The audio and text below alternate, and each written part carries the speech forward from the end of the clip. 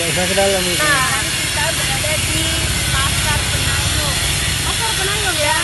Ya, ini tapi tidak ada pasarnya. Kita lagi ada di depan Masjid Mustaqim Penayung. Jadi memang ini adalah di tengah-tengah pasar Penayung ya.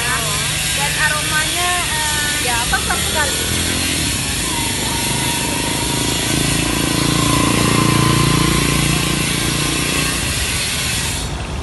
nah teman-teman,